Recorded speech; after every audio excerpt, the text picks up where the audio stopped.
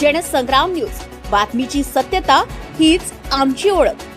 खाटू श्यामचा जयघोष नागपुरात भक्तांचा महाकुंभ। नागपूरच्या नंदनवन परिसरातील श्यामधाम मंदिर येथे श्याम प्रगट महोत्सवानिमित्त भक्ती आणि उत्साहाचा अनोखा संगम पाहायला मिळाला। शुक्रवारी पहाटे भव्य श्री श्याम निशाण यात्रा मोठ्या उत्साहात पार पडली। सकाळी 7:30 वाजल्यापासून रथ, बँड पथक आणि भजनाच्या गजरात यात्रेला सुरुवात झाली।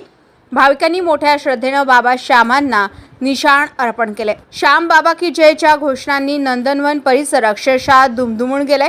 भजन कीर्तनाच्या भक्तिमय वातावरणामध्ये श्रद्धा, आनंद आणि उत्साहाची अनुभूती सर्वांना आली। मुख्य दिवस फाल्गुन शुद्ध एकादशी शुक्रवार 27 फरवरी रोजी साजरा करण्यात आला।